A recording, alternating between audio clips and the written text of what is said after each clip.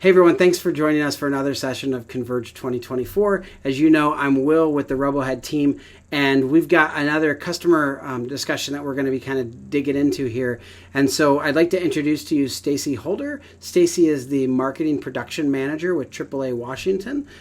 They've been a RoboHead user now for a couple of years. And so Stacy, just wanted to introduce you. Is there anything you'd like to say about yourself? Anything you'd like us to know as we get started here? I have been with AAA-Washington for 17 years and been really enjoying our evolution with RoboHead. Awesome. And you guys have had an evolution from a brand standpoint as well, right? That is correct.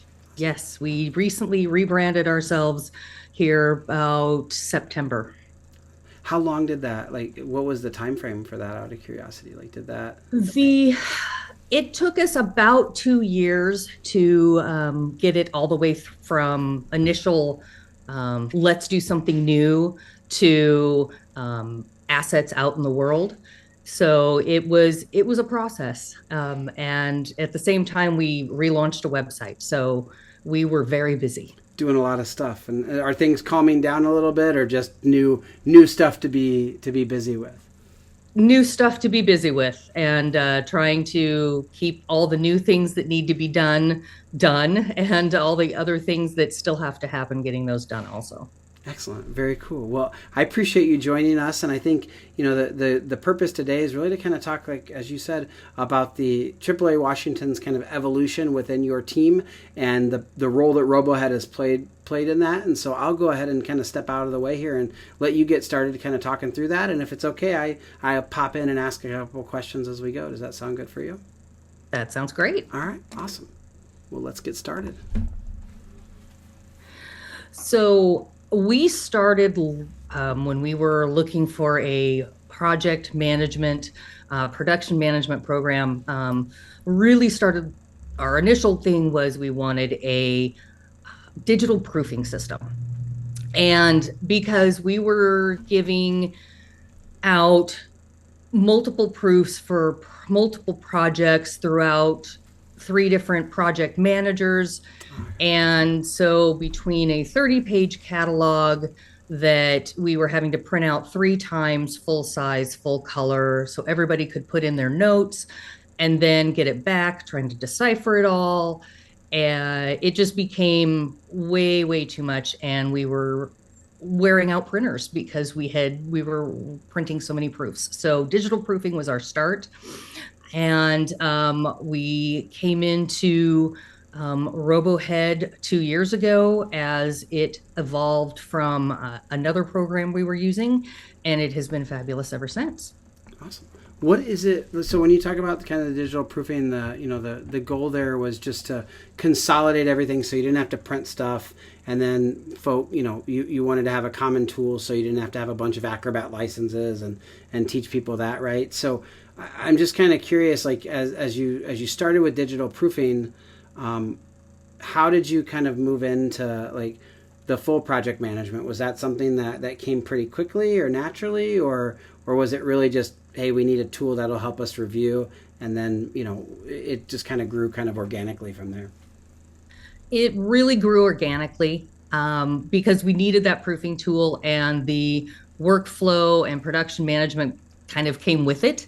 And our previous program was very structured, and RoboHead allows us to be much more fluid and agile.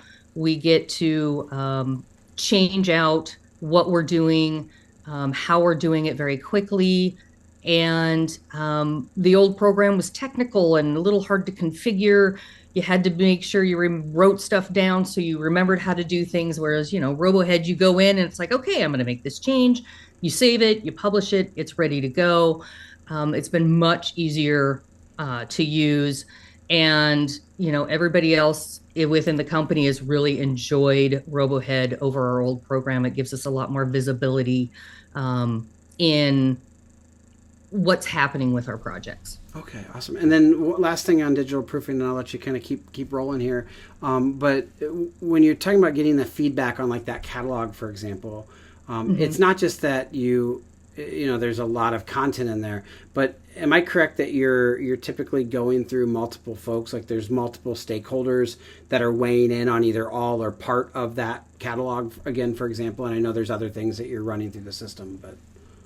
Yes, very much. We usually had a minimum of three stakeholders per one of those catalogs. Okay. And learning to read different people's handwritings and trying to make sure we captured everything that was coming through. We'd go through 3 or 4 iterations of proofs. And it was just because of small things like, oh, I couldn't read that note you made. Or, what you thought was a registration mark was a TM, little things like that, but they would make you go through another proof and go through another proof. Whereas the proofing system within RoboHead is just amazing, and it allows conversation back and forth on that proof within those comments, and it makes our job so much easier. Okay, awesome. Thanks for sharing. And I sorry to derail the presentation here, but you can keep going. Happy to keep rolling here. So yeah, we moved into RoboHead, and it's been great. Being able to adjust our workflows and our forms on the fly, really, as we go. We're not stuck with something. We don't have to ask somebody to help us make changes in our workflows. In the 2 years, we've updated forms 3 times. I'm working on my 4th rendition. And so we can, because as our work changes, we have to change, how does our information come in? What do we need now? What did we need before?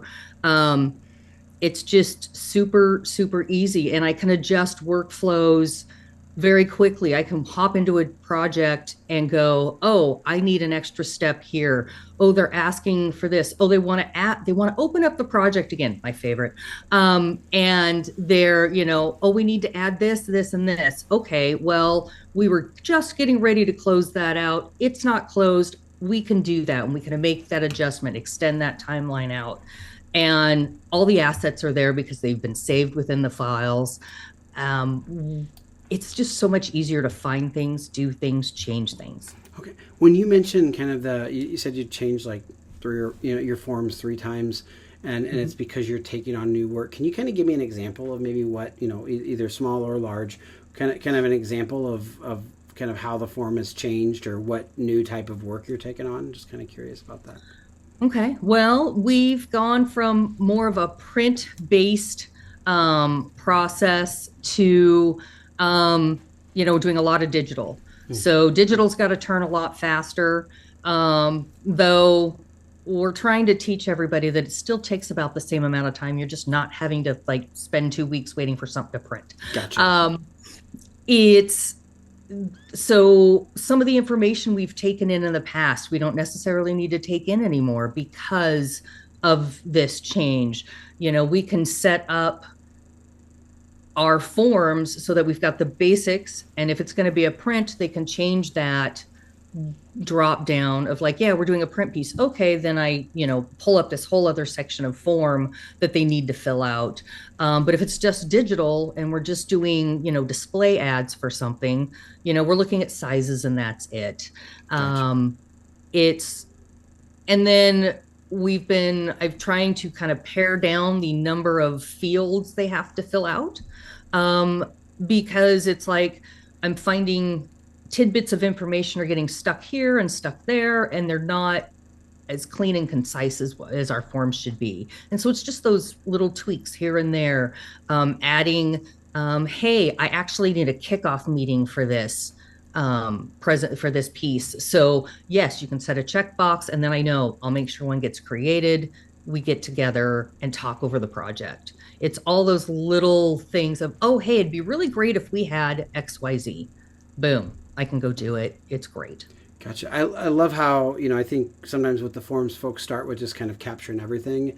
And then over time, they seems like, they really start to take advantage, and some right from the outset too, but take advantage of the rules or the logic that you can build into the form. And so kind of what I heard you say is if it's digital, as you're doing more and more digital work now, you don't need to know what the quantity is, or are we printing this in 4-color or whatever. And so being able to hide that stuff and not overwhelm the requester, but then being able to reveal it and get the information when you need it to. Is that kind of when you're talking about changing the forms? It's not just adding the fields, but it's adding that logic to make sure the form isn't getting overly noisy for folks? Absolutely. Yeah. I want that form to be an easy fill out for my requester, and I need to capture just the information I need.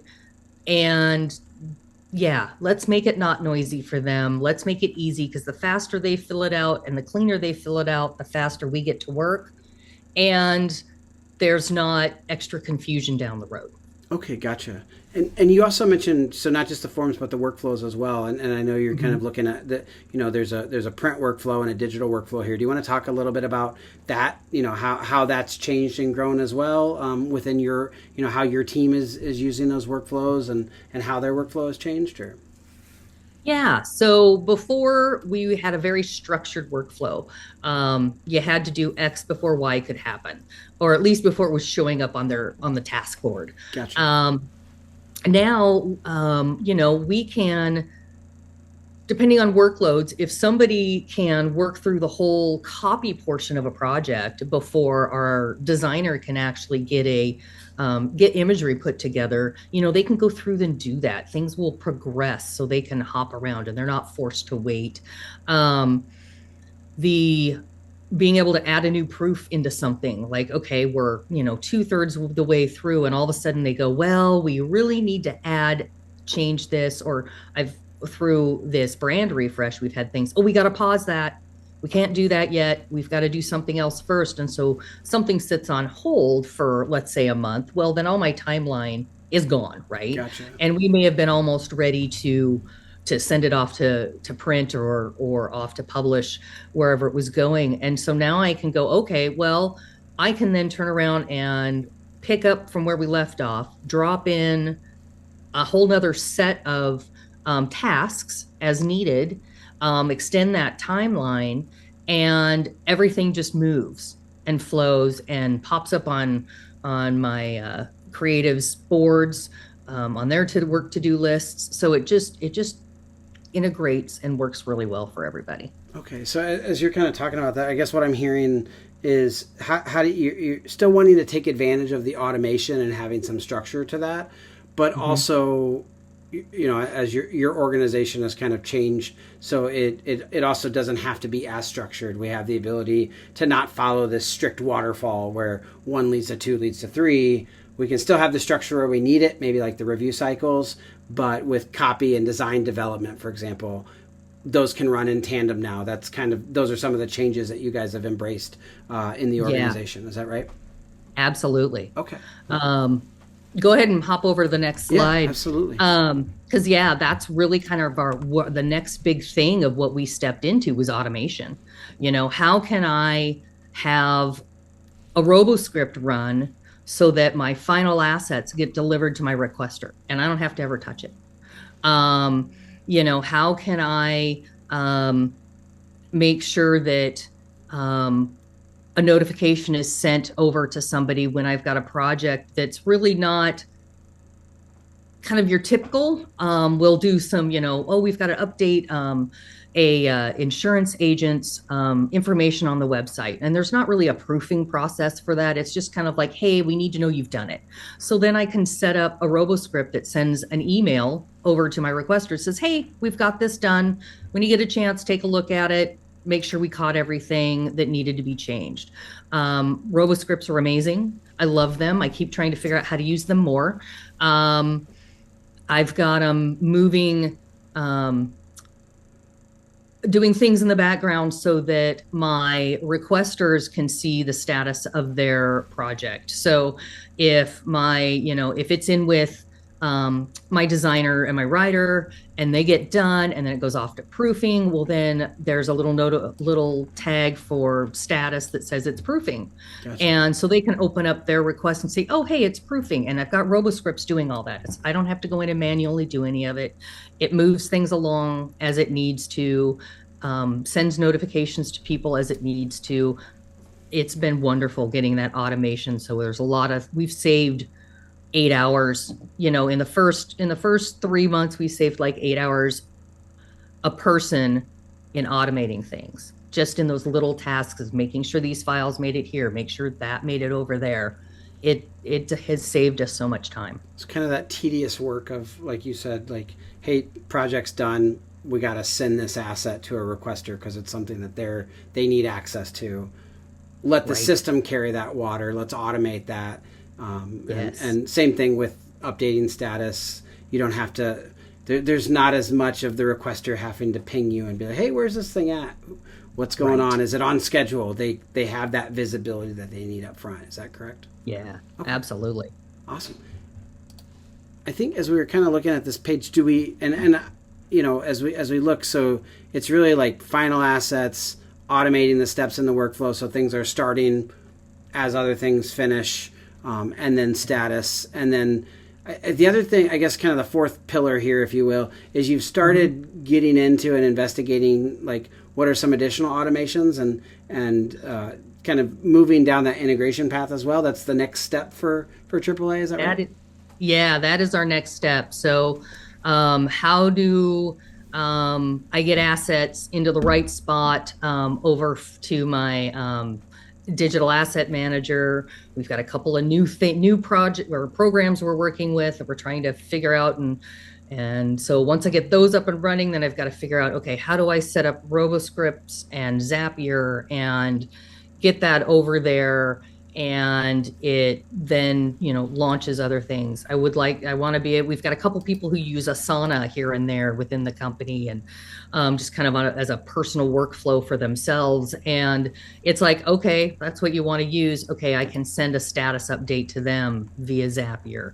And then we've got a lot of different data programs we use. And it's like, okay, so what information would be beneficial that comes out of RoboHead that I should be sending over to those guys, and trying to figure out what integrations really work for us, and just keep looking at those things to keep our on hands workload lower and things doing stuff automatically. Okay. As you're talking about that, I think like this is like, to me, this is a really neat case study of how we're able to kind of advance, and kind of, iterate as we go, right? So it starts with, hey, we just need to get proofs passed around in a reasonable way. And then that leads to, actually, we want to manage the whole production schedule. And then that leads to, hey, we can, we've got the opportunity here to repurpose our designers' time and let them focus on more value-add tasks by letting the system deliver assets or update statuses or convey information to the requesters. And then kind of the next growth of that is, hey, we got these other tools that we use or others in the org use.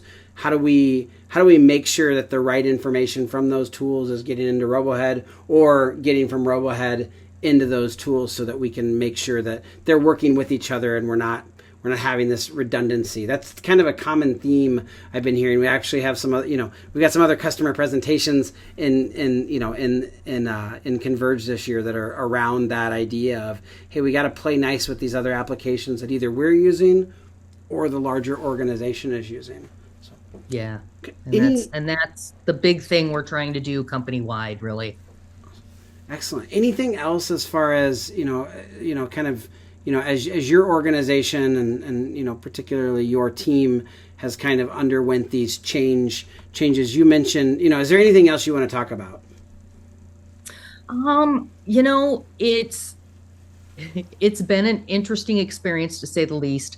But yeah, trying to figure out how we can deliver everything quicker, faster, easier, to our business lines and people that are requesting things. It's kind of the ultimate goal. Okay, awesome. One other thing, I know we had talked about, like you had mentioned kind of using like as we're managing projects, how are we utilizing, like how do we give people the right visibility? And I know you've done a fair amount of stuff with colors here and kind of letting people know. Can you talk a little bit about that? I know we're jumping off on a tangent here, but would love to. Yeah, no, this was fun because I like color.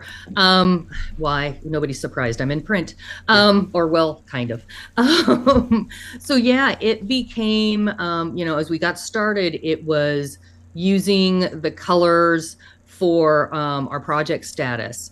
And then with the recent update, we were able to kind of add color into kind of our prioritization levels. So, I could put things through this brand relaunch. Okay, we've got things that are, it's got to be done now, or we've got it's got to be done now, but not done as fast as the one before. So I went from stage of violent red to, well, it's kind of orange and it's kind of moved to yellow. Oh, we're going to do this later or next. Okay, that'll be purple. It's like, okay, everything's urgent, but it's got a different level of urgent.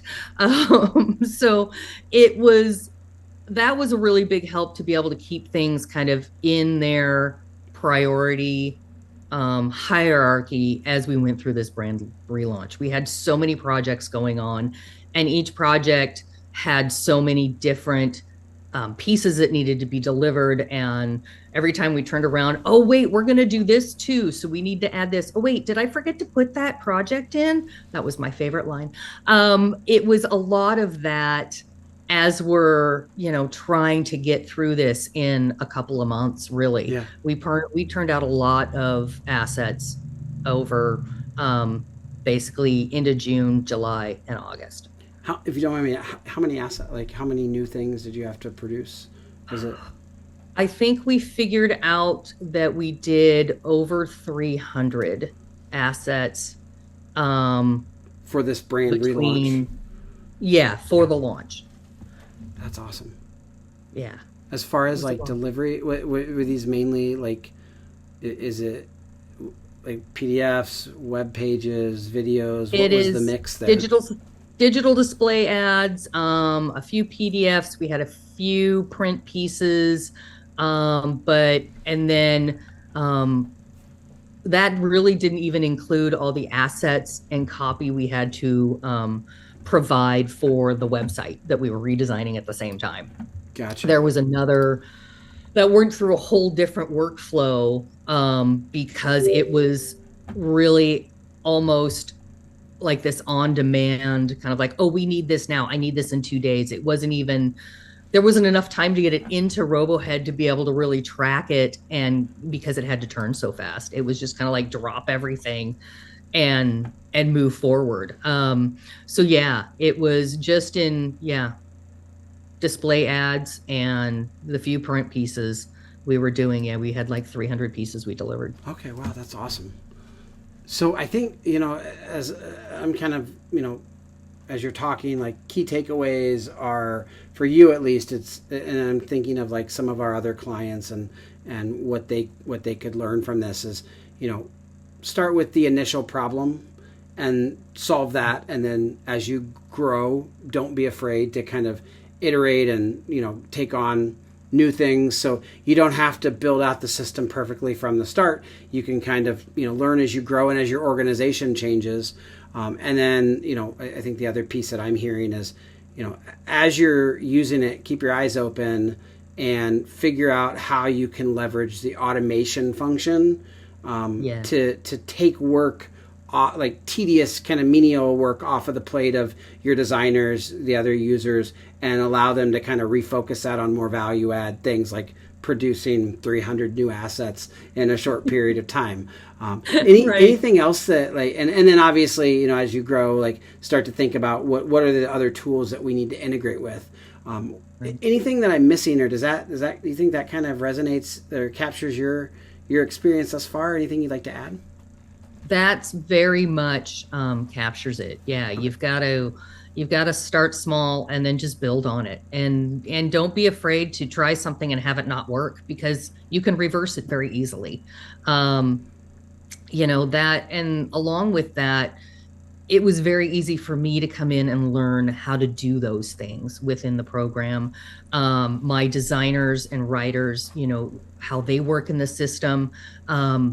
they picked it up very easily also. It's just made everything much easier for everybody, and like being able to track where things are at, know their deadlines and those things.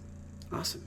Well, Stacy, thank you so much for taking the time to kind of talk with us through, not just your RoboHead experience, but really kind of as your organization, particularly your department, has kind of changed and taken on new types of work and taken on this brand relaunch. And I really appreciate you kind of sharing with us what that's looked like for you and how RoboHead has supported you in that. So thank you so much.